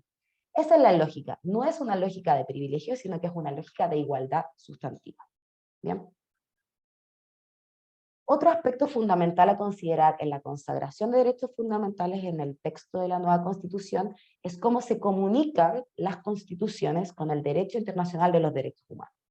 Como sabemos, como los derechos fundamentales son derechos de una entidad superior, son considerados muy relevantes por las sociedades, son dotados de una protección especial, tienen una doble protección, una protección nacional, y por eso se incorporan en las constituciones, y también una protección internacional, porque la mayoría de ellos están contenidos en tratados internacionales de derechos humanos. Por lo tanto, es importante que las constituciones modernas, ¿no es cierto?, establezcan mecanismos en que ambos sistemas se comunican, ¿ya? Normas de incorporación, que se llaman de incorporación formal, de incorporación sustantiva del derecho internacional de los derechos humanos. Esto no es algo nuevo, es algo que existe de hecho en la Constitución actual, ¿ya? Que existe en el artículo número 15 de la Constitución, o sea, número 5 de la Constitución actual, que reconoce que los tratados internacionales de derechos humanos son un límite para la soberanía y establece, bien en términos generales, un mecanismo de incorporación, ¿ya? La nueva Constitución retoma esta idea, pero la mejora, ¿ya?, clarificando algunos aspectos conflictivos y estableciendo el principio que veían en el primer bloque, que es el de la primacía de los derechos humanos. Es decir, que los derechos humanos van a ocupar un lugar fundamental en este nuevo texto, justificando, o sea, siendo la base de la acción del Estado, ¿ya? Si ustedes quieren verlo en su texto de nueva Constitución, está en el artículo 15, esta consagración, ¿ya? Hay que señalar aquí que los derechos y las obligaciones establecidos en los tratados internacionales de derechos humanos, ratificados y vigentes por Chile, forman parte integral de esta Constitución y gozan de rango constitucional. ¿Qué quiere decir esto? que los derechos establecidos en tratados internacionales que el Estado de Chile ha reconocido, es decir, no hay ningún tipo de imposición aquí, sino un ejercicio soberano del Estado que reconoce que estos derechos son aplicables en el ámbito interno, ¿ya? Van a pasar a integrar la Constitución, es decir, van a tener los derechos humanos de estos tratados el mismo rango que los derechos fundamentales que están explícitamente escritos en el proyecto de nueva Constitución. Por lo tanto, la protección se amplía y las personas tienen derecho a estos derechos por igual. ¿Bien? ¿Qué debe hacer el Estado en relación con estos derechos? En caso de vulneración, se establecen claramente cuáles son las obligaciones del poder público, que son prevenir, investigar, sancionar y reparar integralmente. Por lo tanto, este nuevo texto también ofrece mayor claridad respecto de qué significa que estos derechos estén reconocidos, ¿no es cierto? Son derechos que se deben respetar, garantizar, ¿ya? Y garantizar sin discriminación, y además que en caso de vulneración se deben observar estas obligaciones: prevenir, investigar, sancionar y reparar integralmente. ¿Bien?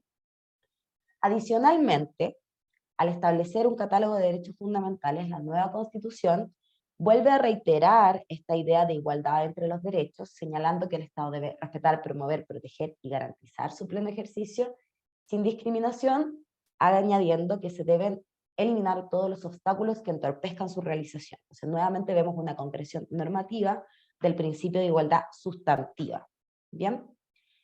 Para su protección, las personas gozan de garantías eficaces, oportunas y universales, es decir, que se deben establecer mecanismos de protección que vamos a ver en la próxima clase. ¿Bien? Adicionalmente, como esta Constitución tiene un énfasis en los derechos sociales, que se realizan principalmente a través de políticas públicas, que son derechos que necesitan un desarrollo progresivo, se garantiza expresamente el principio de progresividad que ya comentaba la profesora Claudia, que está en el artículo 20, si ustedes lo quieren mirar. ¿Qué se señala ahí? Que el Estado debe adoptar todas las medidas necesarias para lograr de manera progresiva la plena satisfacción de los derechos fundamentales. ¿Bien? Esto suena como una idea súper bonita que a veces cuesta aterrizar qué significa en la práctica. La idea de progresividad no quiere decir que el Estado puede ampararse en que los derechos no se pueden concretar ahora ya para no hacer nada nunca. No, la progresividad se desarrolla a través de ciertos criterios que pueden ser controlables. Por ejemplo, la prohibición regresivas.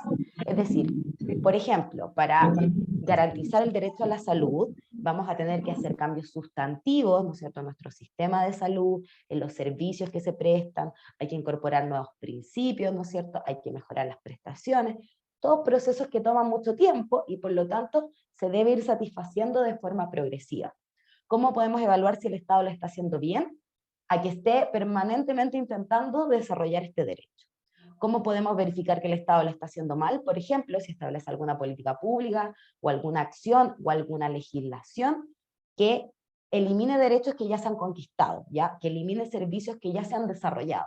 Esas medidas regresivas contrarían el principio de progresividad y por lo tanto es un criterio bastante concreto para ir evaluando cómo vamos en este programa de desarrollo de los derechos fundamentales. ¿Bien? Además, aquí hay una mención al financiamiento de las prestaciones estatales vinculadas al ejercicio de los derechos fundamentales que también propenderá a la progresividad.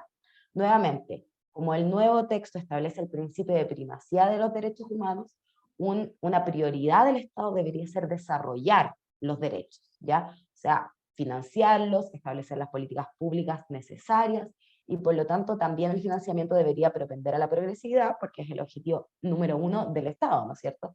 Satisfacer los derechos fundamentales de su ciudadanía, de las personas que habitan el país. ¿Bien? Dicho esto, que es una parte más general del catálogo de derechos fundamentales que nos permite caracterizarlo, la idea es que en el tiempo que nos queda, siempre limitado, pudiéramos ver más en detalle algunos derechos.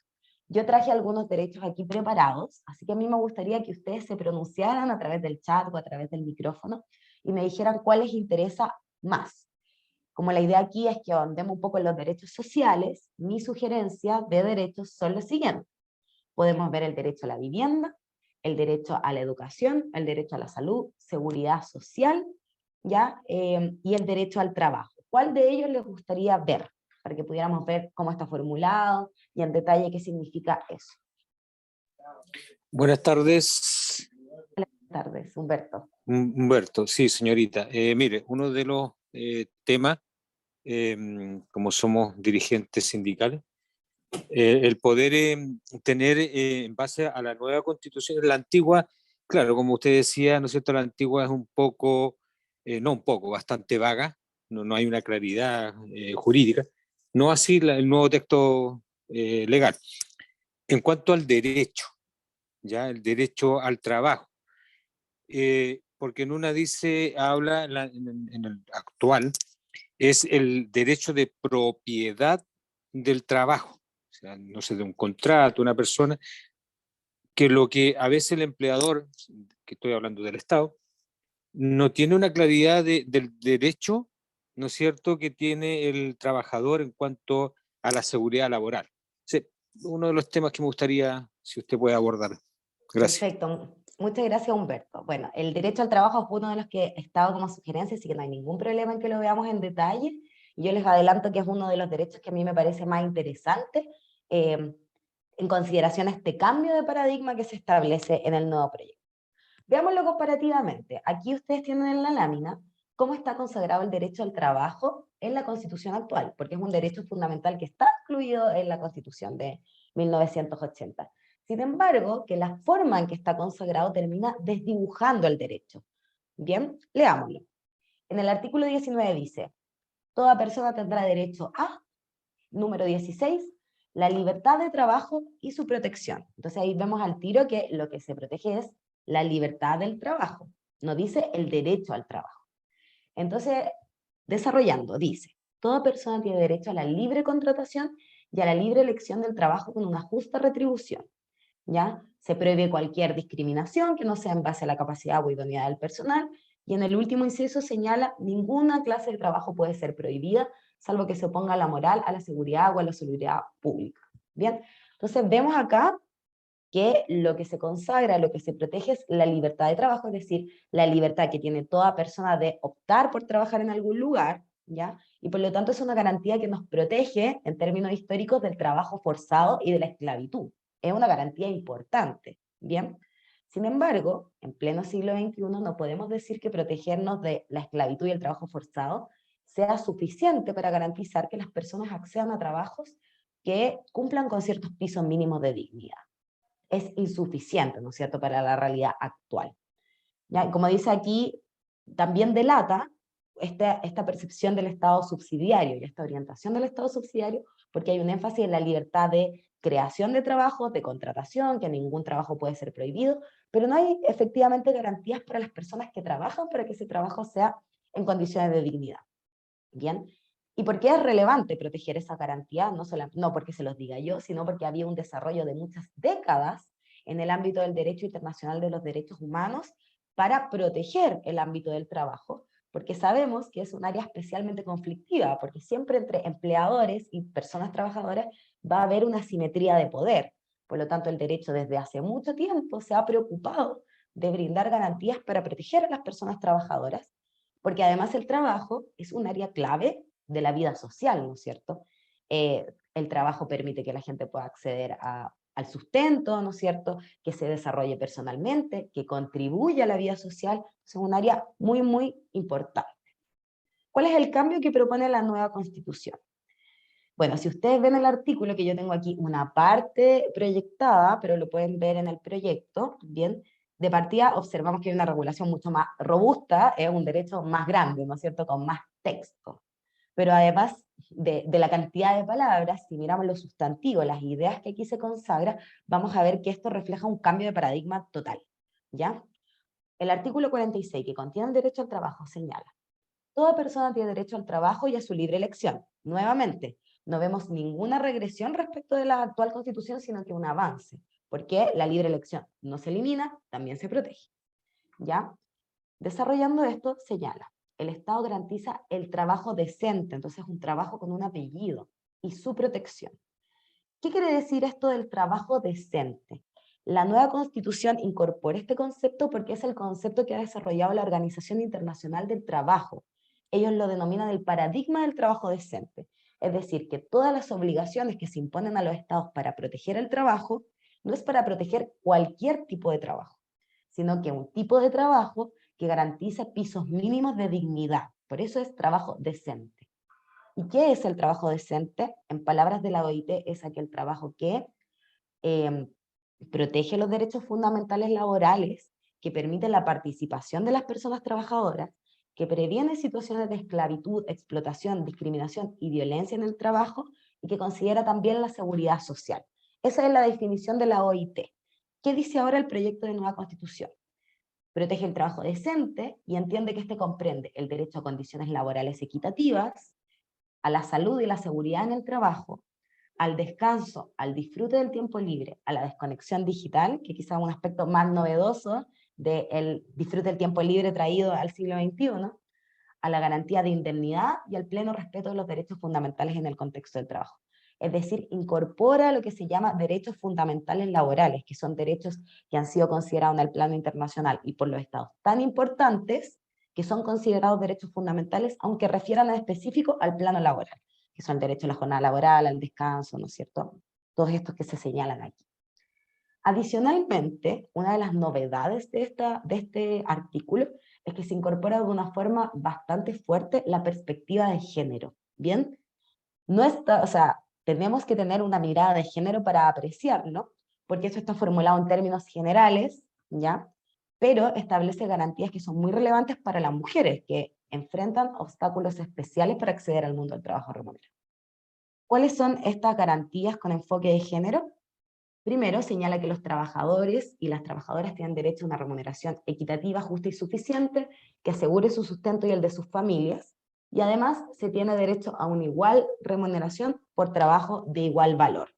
Por supuesto que esta es una garantía que aplica a todas las personas, pero es específicamente importante para las mujeres, porque las mujeres suelen recibir menores ingresos, ya menor remuneración, por realizar el mismo trabajo solamente por el tema del género. Por lo tanto, al incorporarse esa garantía, hay una herramienta jurídica, los mecanismos de protección constitucional empiezan a amparar esa situación y por lo tanto el Estado va a tener que desarrollar legislaciones acordes a eso y también establecer mecanismos de control para que esto sea efectivo. Bien. Otra garantía es que se prohíbe cualquier discriminación laboral, el despido arbitrario y toda distinción que no se base en las competencias laborales o idoneidad personal.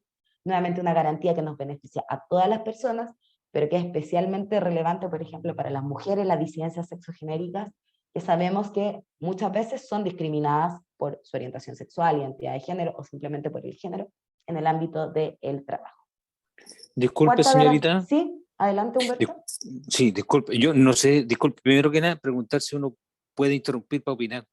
Por supuesto, adelante. Ah, ya, ok. Ya.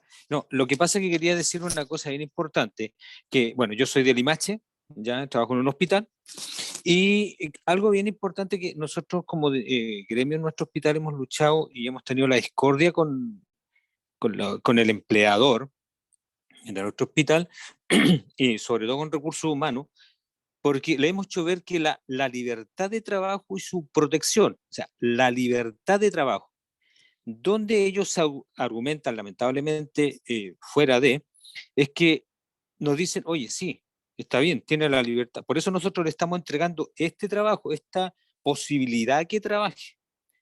Sí, pero ahí ustedes no están haciendo que ella elija, ¿ya? Sino que la están condicionando a tomar ese trabajo, si no, chao nomás. Eso es una.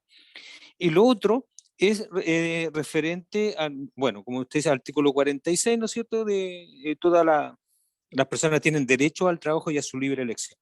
Y es importante lo que este nuevo texto, ¿no es cierto?, dice, habla de las mujeres y de la igualdad, como decía usted, del trabajo y de la remuneración en base a la misma profesión. Y el punto 3, ¿no es cierto?, se prohíbe cualquier discriminación laboral, el despido arbitrario y toda distinción que no se base en las competencias laborales e idoneidad personal.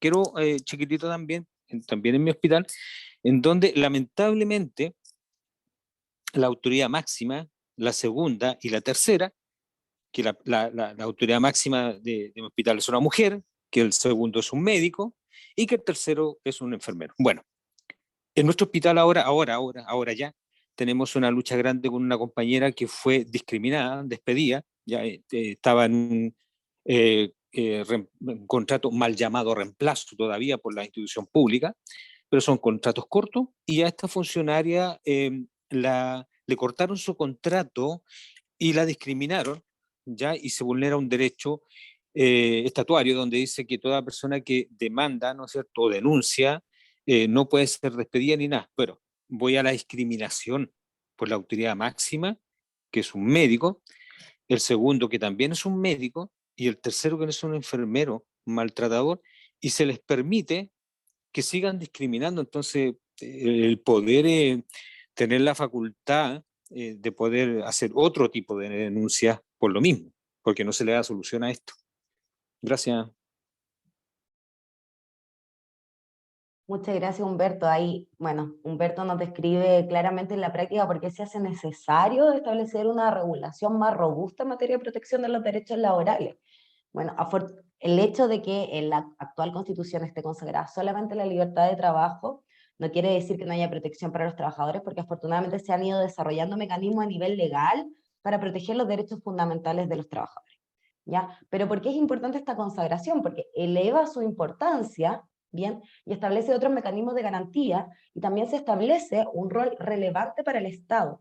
Esto no solamente quiere decir una herramienta adicional contra los empleadores, sino que el Estado va a tener que asumir un rol en general, por ejemplo, políticas públicas, legislaciones, que establezcan obligaciones más claras para los empleadores que realicen estas orientaciones, ¿ya? Estas normas jurídicas, estas obligaciones.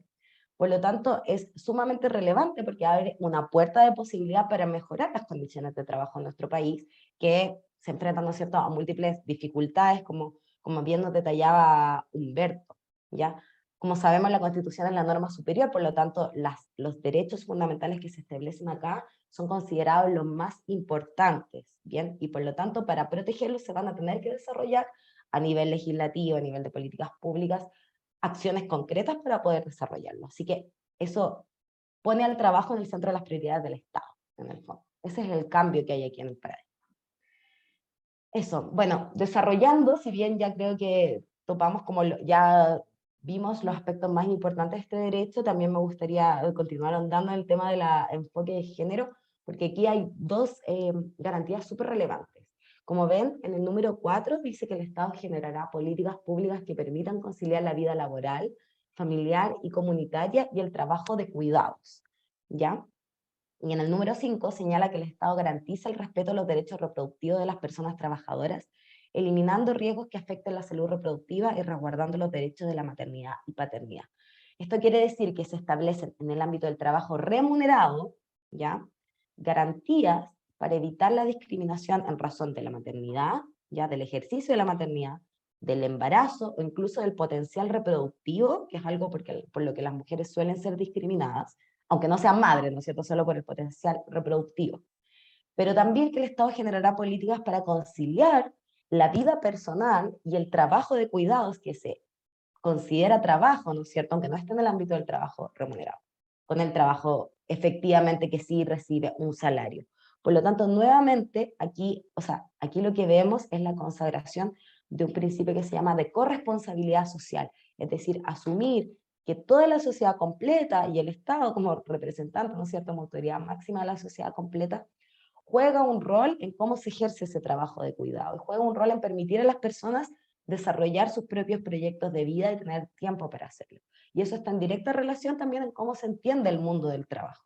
Por lo tanto, nos parece que este derecho se plantea desde una perspectiva mucho más contemporánea, ¿no es cierto?, que incorpora los estándares internacionales en la materia y que también abre una puerta de posibilidad para avanzar en problemáticas que muchas veces no son miradas, como son las problemáticas de género, ¿ya? Y principalmente las que se vinculan con el trabajo de cuidados, que es un trabajo históricamente no reconocido. Así que es un derecho muy interesante y que encierra también varios de los principios que viene a proponer la nueva Constitución como centrales. Esta capacitación duraba, creo que hasta ahora ya se nos acabó el tiempo, quedaron varios derechos en el tintero, así que lo que yo les quería proponer es que quizás la próxima sesión pudiéramos destinar algún tiempo para ver quizás unos 2 más, ¿ya? Como les decía aquí, bueno, dentro de este recorte yo les traía el derecho a la vivienda, a la educación, a la seguridad social. Nunca alcanzamos a ver en los talleres todos los derechos porque, como ven, hay varias cosas para decir dentro de cada uno de ellos, ¿bien? pero solamente me gustaría dejarle una recomendación para que ustedes vayan hojeando el nuevo texto de la Constitución y formándose su propia opinión. Y es que, además de las características específicas de este derecho, podemos ver en la forma en que está estructurado que este nuevo texto desarrolla con bastante detalle cuáles son los mandatos para el Estado, y van a ver esta lógica en todos los derechos, ¿bien? Cuando se consagra cualquier derecho, por ejemplo aquí tenemos el de seguridad social, en la nueva Constitución se definen, ya primero, a qué tienen derecho las personas, y cuáles son los principios que el Estado debe observar al garantizar ese derecho. Entonces, por ejemplo, aquí en el caso de la seguridad social, no solamente se dice que las personas tienen derecho a prestaciones sociales, sino cuáles son las características mínimas que deberían cumplir esas prestaciones, ¿ya? Prestaciones que respeten el principio de solidaridad, integralidad, igualdad, suficiencia, es decir, que la forma de hacer efectivo este derecho tiene que ser sostenible en el tiempo, ¿no es cierto? Respetar la igualdad de las personas, establecer cierto piso mínimo de solidaridad para que todos puedan acceder a los beneficios del sistema, incorporar un componente de participación, como ven acá. Entonces queda mucho más claro para la ciudadanía y también para el Estado y para las autoridades públicas que cumplan un rol en los distintos órganos del Estado, qué es lo que se debe hacer para desarrollar este derecho, ¿ya? Hay mandatos más específicos de cumplimiento, por ejemplo, aquí dice, la ley establecerá un sistema de seguridad social público. Entonces ya se sabe claramente que el Estado tiene que jugar un rol acá y establecer un sistema. También dice que debe establecer una política de seguridad social. Entonces se debe definir una política, ¿bien? Entonces queda mucho más claro cómo se va desarrollando cada uno de estos derechos y por lo tanto, a través de los mecanismos de garantía, que después vamos a ver en la próxima sesión, también se abre un espacio para que la ciudadanía pueda exigirlo. No solamente queda esto entregado a la autoridad pública, sino que hay herramientas para que las organizaciones sociales, las personas comunes y corrientes podamos exigir este derecho a nivel colectivo y a nivel individual. Ese es uno de los cambios que plantea esta nueva Constitución, sobre todo en esta materia de derechos sociales, así que yo les invito a mirar el texto con esa mirada, ir leyendo lo que se establece y ir viendo cómo se materializa este principio, este modelo de Estado social y democrático de derechos en cada uno de los derechos sociales, y también, así también, el principio de solidaridad y de primacía de los derechos. Con eso cerraría esta presentación para no quitarle más tiempo. Yo sé que ustedes están dentro de su jornada laboral. Y bueno, no sé si alguno tiene alguna pregunta, duda o comentario para cerrar. ¿Ya? Algo que les haya quedado en la mente, que quieran resolver, yo les doy la palabra.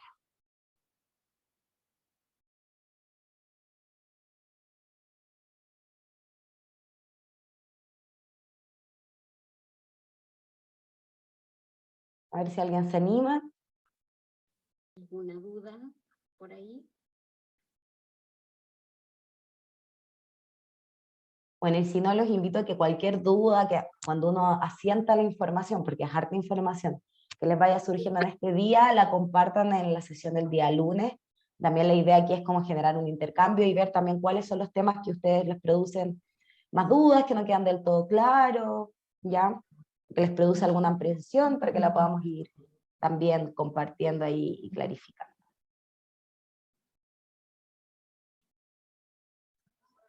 Bueno, como acabamos de ver, agradecer a Claudia Arte Rivas y Natalia Morales, quienes el día de hoy estuvieron, digamos, en este taller que está generando nuestra Confederación FENAL Nacional con el fin de entregar elementos para poder construir una opinión informada de cara a lo que va a ser este plebiscito de salida del 4 de septiembre. Para nosotros ha sido súper importante este momento, dado que a partir de esto uno puede generar una historia, un correlato respecto a los distintos momentos que nos han ido señalando en estas dos tandas, ¿ya? Decir que Claudia Iriarte Rivas y Natalia Morales son del Centro de Derechos Humanos de la Facultad de la Facultad de Derecho de la Universidad de Chile, a quien queremos agradecer en esta primera parte del taller que fue el día de hoy, y queremos dejarlos invitados también para este día lunes 8 de agosto a las 11 horas, que va a ser la segunda parte de este taller informativo de cara a lo que va a ser el plebiscito del 4 de septiembre en el plebiscito de salida respecto a nuestra Carta Magna. Invito a todos y todas, por supuesto, a que puedan prender sus cámaras para tomar registro de este momento histórico, de este momento, digamos, en que estamos nutriéndonos para poder aprender. La verdad es que para nosotros es sumamente importante que la votación sea, digamos, informadas, y por eso nuestra confederación ha querido tener este espacio para todas y todos los que son parte de nuestra confederación, obviamente desde a las federaciones que se han conectado, a las bases, y por supuesto también a los socios y socias que están conectados con el interés de ir aprendiendo. Señalar y saludar desde el espacio virtual que tenemos el día de hoy a nuestra compañera presidenta, quien abrió este taller, nuestra compañera presidenta Karen Palma, que tuvo que dirigirse a la central, como ustedes sabían, y estaba en temas de la mesa del sector público, y que posteriormente tenía una otra reunión. Deja los saludos a todos y todas, y por supuesto a nuestro secretario Oscar Rivero, que también hoy día está en la central, y veo también que está conectado el compañero Edgardo Jarpa, estaba la compañera Luz también, que son parte de este directorio nacional. Por mi parte, decir, vuelvo a implementar de que necesitamos que todos prendan sus cámaras. Yo no tengo toda la visual, no sé si ya están todas las cámaras prendidas para que Lídice, quien está en los controles, pueda tomar la fotografía de rigor. Lídice, ¿estaremos como en condiciones? Estamos con fotolista.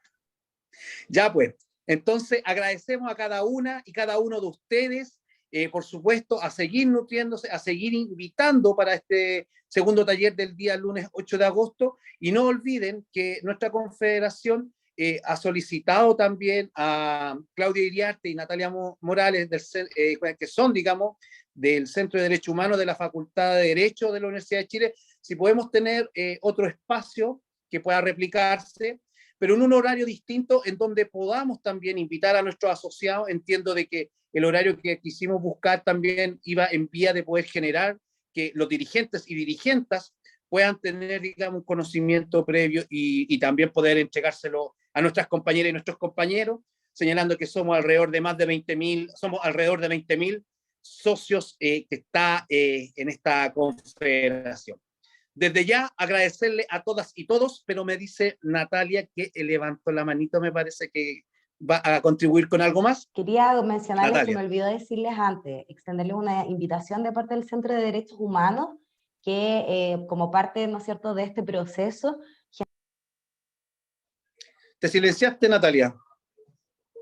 Ya, les decía que el Centro de Derechos Humanos elaboró un curso virtual que estoy dejando en el chat acá del Zoom, ya, que es totalmente gratuito, ya, y asincrónico, ya, lo que quiere decir que va a estar el proceso de inscripción abierto durante todo este mes, hasta el plebiscito inclusive. Entonces la idea es que si alguno de ustedes quiere ver ese contenido en más detalle, porque sabemos que de repente los talleres se hacen cortos, complementarlo con otro material, ahí está el curso, ya, es libre, es gratis, pueden compartir el link con quien ustedes quieran, y así pueden acceder a todo este contenido en el tiempo que ustedes tengan disponible y a sus propios ritmos. 100% sincrónico, así que también ahí lo dejo, y agradecería si lo pueden difundir para que se aproveche al máximo el material. Eso, muchas gracias. Gracias, Natalia. Esperamos tener también ese link también dentro de nuestros correos para poder masificarlo. Señalar que este taller está siendo grabado y va a estar a disposición de nuestras redes sociales para que también lo puedan compartir y puedan también las materias que se han podido expresar y, digamos, entregar como elemento insumo, digamos, para tener, digamos, una opinión respecto a lo que nuestro país está enfrentando en un hecho histórico. Así que, compañeras y compañeros, sin más que decir, nos vemos para el día lunes, 8 de agosto, a las 11 de la mañana, en el segundo taller, que es la continuidad de este. Así que muchas gracias a todas y todos. Nos estamos viendo. Hasta luego. Chao, gracias. Muchas gracias, que estén bien. Chao, gracias. Saludos, Manuel Gusto, Silva. hasta luego. Saludos, Chao, señor chao. Leo. Saludos, Chao, chao. Fabiola. Saludos, Luz María. Gracias. José Pepe Montero, saludos. Saludos, papi.